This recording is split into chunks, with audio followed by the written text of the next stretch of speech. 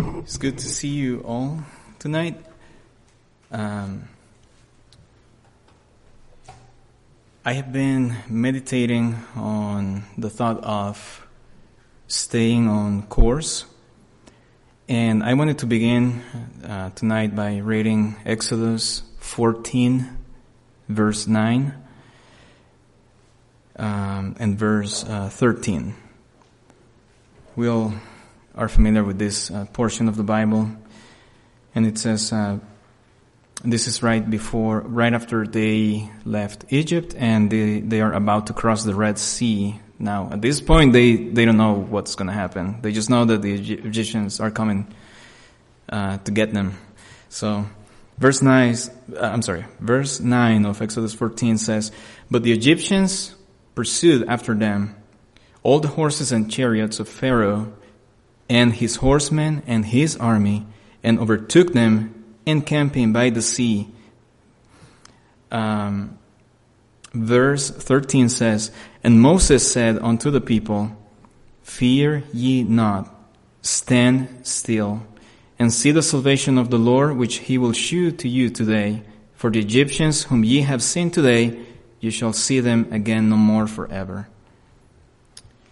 So, we all know that Egypt represents a place of bondage, a place of sin, and is an attachment to the world, is linked to the world. Egypt is the place where people are made slaves of their own affections, passions, and lust. Egypt also restrains a Christian from walking in the Spirit, from producing fruits, and from advancing on the eternal vision that the Lord has given to us. We will go to Galatians 5 and verse 16 to 17. Galatians 5, 16 and 17 says, "This I say then, walk in the Spirit, and ye shall not fulfill the lust of the flesh. For the flesh lusteth against the Spirit, and the Spirit against the flesh, and these are contrary the one to the other, so that ye cannot do the things that ye would." Verse 25 says, "If we live in the Spirit, let us also walk in the Spirit."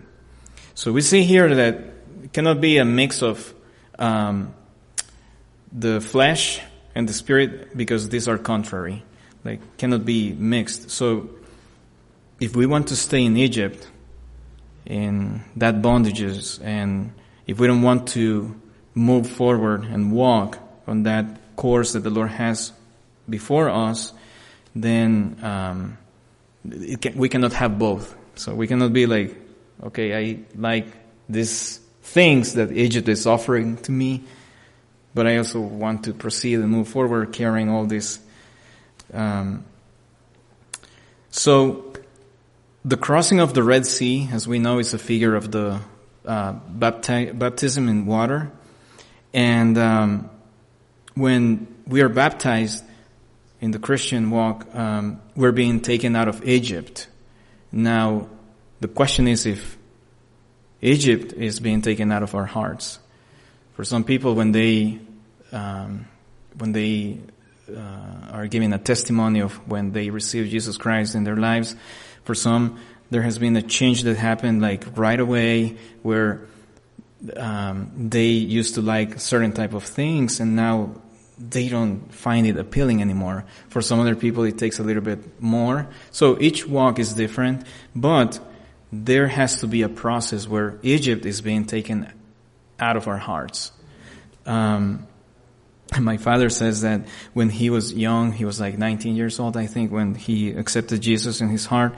And he said that he used to like heavy rock music, metal music. And right after that moment when he accepted Jesus and he had this experience of being born again, he didn't find that, he was like, what was I thinking? He didn't like it at all. He disliked it. And he went into liking that type of music the other way to liking the type of worship music that was totally different, that he didn't see himself listening to that music ever before he became Christian. So things like that, like people will leave certain things right away, but some other things may take a process. So the other thing here, the other aspect is that when the Lord makes us free from Egypt, the adversary will come after us, and he will try to take us back. And it's because, just like here, like the Egyptians is representing that devil, that manifestation of oppression, demonic oppression. And I'm sure that at least one of us here have felt this oppression before at some point in the walk. Exodus 14:10, it says, "And when Pharaoh drew nigh, the children of Israel lifted up their eyes, and behold, the Egyptians marched after them, and they were sore afraid. And the children of Israel cried out unto the Lord." It says they were sore afraid. So how important is that we surrender our fears to the Lord? Because, and this is my first point here, fear not. Exodus 14:13 again. Moses told the people of Israel, fear not. That's the first thing we need to remember. Fear can make us look back to Egypt. Fear can make us express an incorrect confession. It may bring us to the wrong conclusions sometimes, or even interpretations of whatever situation that we are experiencing right now. Fear can make us think the wrong way if we are not careful with that. Recently, I have seen this happening to people that we love, and that making decisions with that they're going to be, they're going to have eternal repercussions because they came to the wrong conclusions and they made decisions based on those conclusions. Fear can cloud our minds and make us walk astray from the path that the Lord has ahead of us. For example, Jonah, he ran towards the opposite direction. The Lord said, you're going to go there, and Jonah went the opposite, and fearing the consequences of him going to where the Lord was taking him. Elijah fled to the desert after Jezebel threatened him.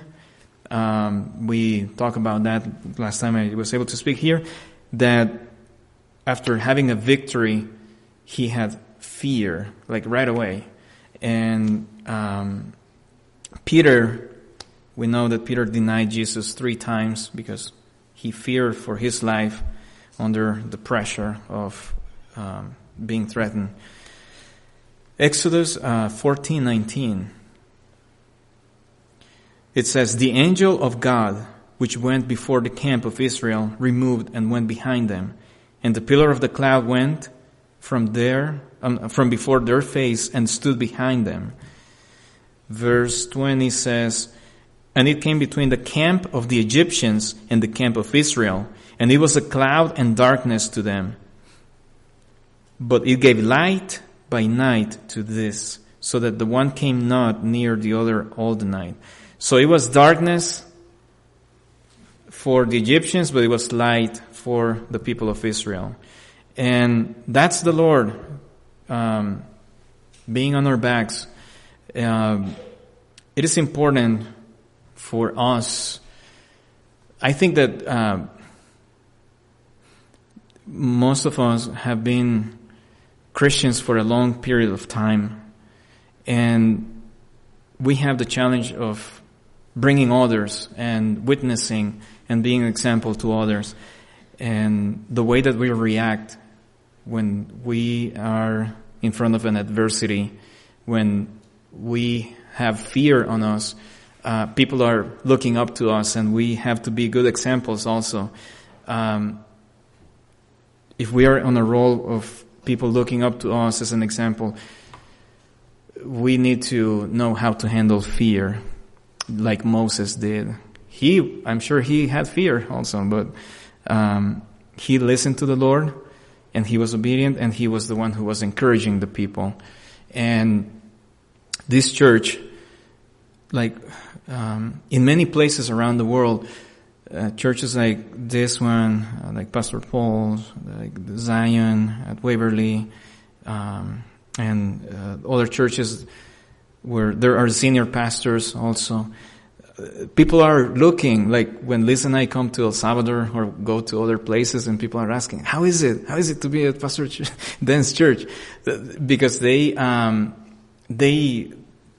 know Pastor Dan and Pastor Frank and other ministers through the books and through the teachings. So, believe it or not, people are looking up to the church as with high standards, and that's a challenge. It's a blessing.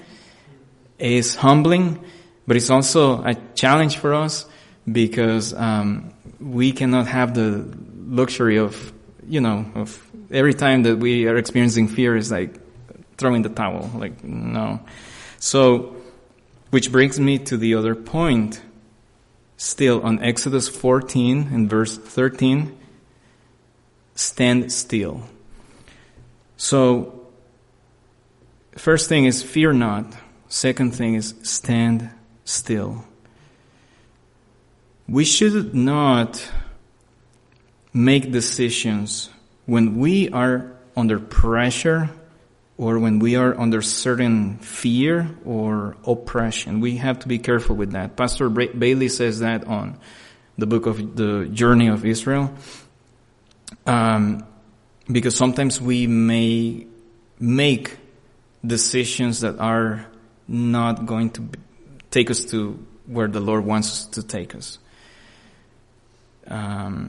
He gives an example of a person that when under pressure may go back to Egypt, to do things that are sinful, and when that person wants to return to the path, it may bring some of those things back and he cannot get rid of them. I think he was talking about a person who was serving the Lord, a man that was serving the Lord.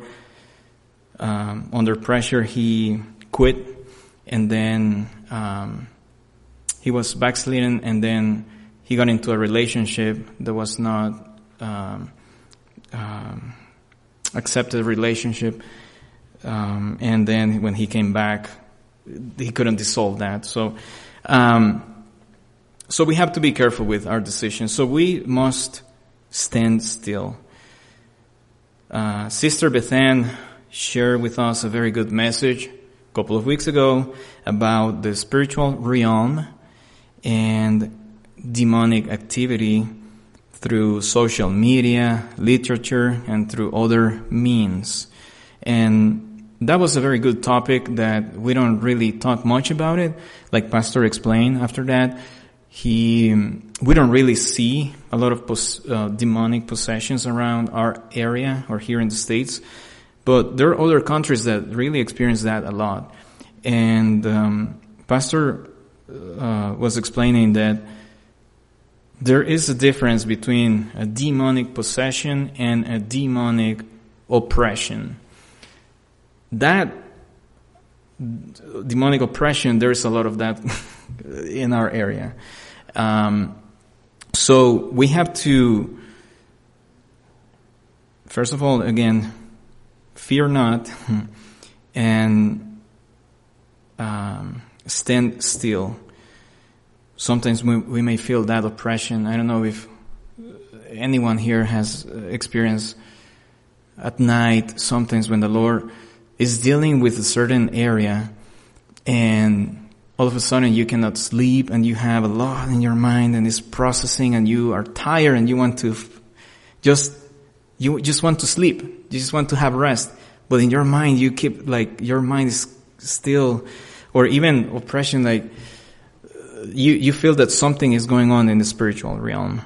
That something is coming after you. So, sometimes you feel like that, like the Egyptian army is coming behind you, And in front of you, you have the Red Sea. And you're in that moment where you're like, all right, will I give up and be taken by the Egyptian army, or jump into the water and there's a chance that I may drown? So sometimes that's how you feel. Remember that right now, at this moment, the people of Israel, they didn't know what was going to happen. So they were in that dilemma. What do we do? And they even murmured against Moses, asking him, you brought us here to die. We should have stayed in Egypt. So,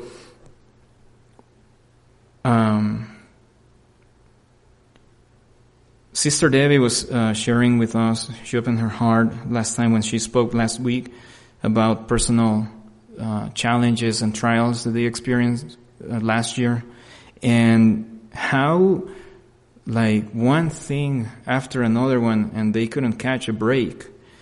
And during this time, there was a temptation of making the wrong confession. At least that's how I understood. And that only because she was able to come to the Lord and meditate in His Word, and she was even looking at the example of Job. And I'm sure that I believe that grace was given to her and her family, and in abundance to be preserved. And so this reminded me that how important it is to stand still. And we all are going through different situations. Know that on Jane, for example, right now with her health, and Pastor Frank with his health, and different, all of us are going through things, but we must stand still. Exodus 14:15. This is the third point I wanted to bring tonight. The Lord said, go forward. It says, and the Lord said unto Moses, wherefore criest thou unto me? Speak unto the children of Israel that they go forward. What if the Lord is not speaking? What if we need an answer and all we hear is silence? If we don't hear an answer from the Lord, even if we are asking for direction, we must continue moving forward in obedience. Pastor Frank, he has spoken a message about this before, and he has shared personal experiences also. And there are times when the Lord is silent, and that only means that we must keep moving forward on the direction that the Lord initially gave to us. Pastor Frank also said that sometimes the Lord is speaking abundantly about different areas. But the one specific area that we're asking for answers, the one area that we just give the word, Lord, He's not saying anything. So we must keep pushing and keep moving forward. He has given a vision. Hebrews 11:13 says, we're going to read 13 to 16, but he says, these all died in faith, not having received the promises, but having seen them afar off, and were persuaded of them, and embraced them. And here is the important part. And confessed that they were strangers and pilgrims on the earth. Verse 14, another important part. For they that say such things, and I'm like, what things? And going back, they that confessed in the previous verse, confessed that they were strangers and pilgrims on the earth. So they that say such things declare plainly that they seek a country. So, well, we're going to read verse 15 too. And truly, if they had been mindful of that country from whence they came out, where did they came out from? Egypt. They might have had opportunity to have returned. But now they desire a better country, that is, an heavenly, wherefore God is not ashamed to be called their God, for he had prepared for them a city. So if we're dedicating ourselves, investing our time in the things that the Lord has led us to do in his kingdom, we are not going to have time to keep thinking about Egypt. We're not going to have our mind or be mindful of, what if I return? What if I'm missing out of something that's going on there? No, we have to keep our vision towards the eternal, that city that the Lord has prepared to us. In conclusion, I just have a final thought about one person and one church that did not stay on course, because we have seen three different aspects. Do not fear, stand still, and move forward. And the message tonight is to stay on course. So 2 Timothy 4:10.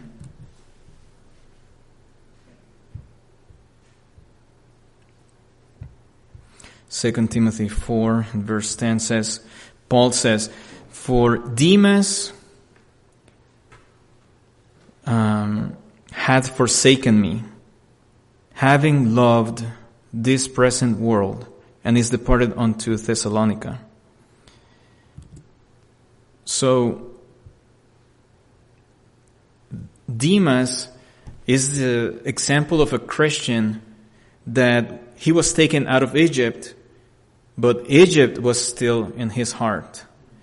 Even though he served next to the Apostle Paul. It's like if one of the pastors will say, I served next to Pastor Brian Bailey. I served next to Pastor Dan. So it was like, this is Apostle Paul. But Demas forsake that. He abandoned the vision, the walk. He did not stay on course. If this happened to someone that was next to the Apostle Paul, it could.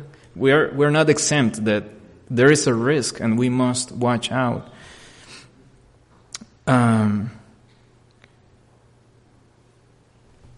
There is a church also that kind of lost their course, and this is, we find this one in Revelations 2, verse 2. We're all familiar with this. And it says, I know thy works, and thy labor, and thy patience, and and how thou canst not bear them which are evil, and thou hast tried them which say they are apostles and are not, and hast found them liars, and hast borne, and hast patience, and for my name's sake hast labored, and hast not fainted. Nevertheless, I have somewhat against thee, because thou hast left thy first love. Remember therefore from whence thou art fallen, and repent. And the first works, or else I will come unto thee quickly. So, the church of Ephesus, it was founded by around 53 AD, and it was part of, it was fruit of those missionary trips of Apostle Paul again. So, it was founded around 53 AD. The Apostle Paul wrote the letter to Ephesus, or what we know, Ephesians, around the year 60 AD. So it was around 7 years after it was founded, where we can see that there were wonders and miracles and wonderful things were going on in that church. But then, 36 years after that, in the book of Revelation that was written about 96 AD, that's when the Lord is saying, you have forsaken me, and is saying, I have somewhat against thee, because thou hast left thy first love. So what happened? What happened that they did not stay on course. Now, thank God for the direction that He has given us. We must be mindful of these things.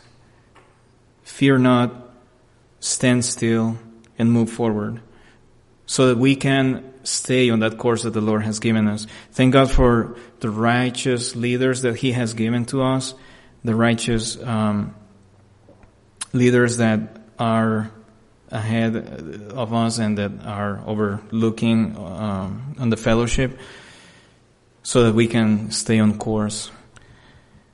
Amen.